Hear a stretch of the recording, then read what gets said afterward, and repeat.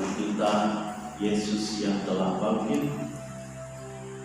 Hari Rabu ini kita misa harian dalam oktav Paskah. Dalam oktav Paskah ini, dalam Injil dikisahkan tentang kebangkitan dan penampakan Tuhan kepada para murid. Pertama-tama kepada Maria Magdalena di kuburan Yesus, kemudian dia menampakkan diri dalam kisah Injil hari ini kepada dua orang yang pulkam alias pulang kampung ke Emmaus. Dalam perjalanan Yesus hadir berjalan bersama mereka, tetapi mereka tidak mengenal Yesus. Kisah penampakan Tuhan ini setelah kebangkitan tujuannya tak lain tak bukan adalah untuk meyakinkan dan menguatkan iman para murid bahwa memang Kristus telah bangkit. Kebangkitan Tuhan mengalahkan maut kematian. Bapak Ibu, saudara-saudari terkasih, dalam bacaan Injil ayat 16 tadi dikatakan ada sesuatu menghalangi mata mereka. Padahal hampir sepanjang perjalanan 7 mil jauhnya dari Yerusalem mereka bercakap-cakap dengan Yesus, tetapi mereka tidak mengenali Yesus dalam perjalanan itu. Dua murid yang ke Emmaus, ada sesuatu yang menghalangi mata mereka. Memang Bapak Ibu, saudara-saudari, banyak hal yang bisa menghalangi mata kita dan mata hati kita untuk melihat kehadiran Tuhan dalam pengalaman hidup harian dan pengalaman hidup kita secara umum.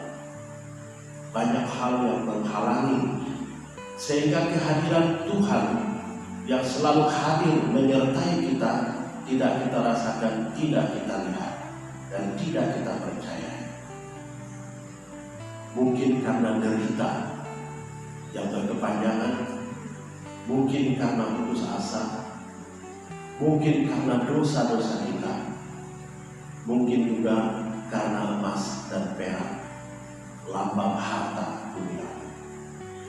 Semua ini bisa menghalangi kita untuk melihat kehadiran dan kebaikan Tuhan dalam hidup kita.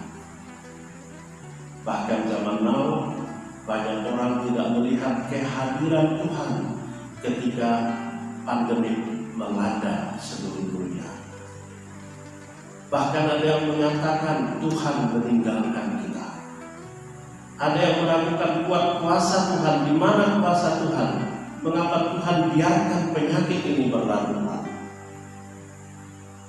Hal itu semua karena kekurang percayaan kita kepada Tuhan, maka membuat ada sesuatu menghalangi mata kita untuk melihat kehadiran Tuhan. Tetapi selain itu, Bapak Ibu, saudara-saudari terkasih, saya merenungkan setelah kebangkitan, badan yang sama, badan duniawi Yesus, di dalam badan yang sama itu ada badan yang sudah dimuliakan, yang sudah dibangkitkan. Dalam artian dengan penampakan kepada para murid lewat badan jasmani Yesus, dia mau meyakinkan bahwa dia bangkit. Tidak lagi dikuasai oleh badan duniawi, tetapi dalam diri dan dalam badan duniawi itu yang bisa dilihat, bisa diraba, hadir badan yang dimuliakan, badan yang sudah bangkit. Karena itu jangan heran ketika para murid berkerumun di satu tempat, tiba-tiba Yesus hadir dengan mereka. Kalau hanya badan jasmani, Yesus tidak bisa menembus tembok. Tapi karena badan yang sama itu hadir, badan ilahi yang sudah bangkit, maka Yesus bisa menembus apapun. Dan ini hanya bisa dilihat dengan cara baru oleh para murid. Cara meyakini dan percaya akan kebangkitan Tuhan. Dua hal ini bisa membuat kedua orang yang pulang ke Emmaus tidak melihat Yesus. Tetapi dalam ayat 35, ketika Yesus makan bersama mereka, Ia memecah-mecahkan roti, mengucap berkat, dan membagi-bagi roti itu. Pada saat itu, kedua murid yang pulang ke Emmaus tahu dan percaya itu Tuhan yang bangkit. Maka memang kadang-kadang kita memerlukan tanda juga dalam kehidupan kita. Petrus dalam bacaan pertama, dia menyembuhkan orang lumpuh. Dia katakan kepada orang lumpuh yang setiap hari menanti di bait Allah, emas dan perak tidak ada padaku. Apa yang kupunya kuberikan kepadamu. Dan dalam nama Yesus orang Nazaret itu terjalanlah.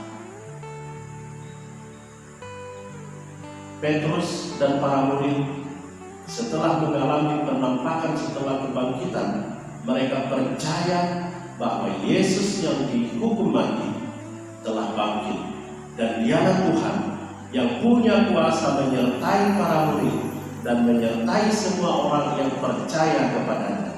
Orang yang percaya akan berada dalam penyertaan Tuhan. Maka Bapak Ibu, saudara-saudari terkasih, lewat kisah kebangkitan dan penampakan Tuhan ini, kita diyakinkan bahwa Tuhan yang bangkit adalah Kristus yang telah mengalahkan kematian. Dan Dia selalu hadir dalam momen-momen kehidupan kita.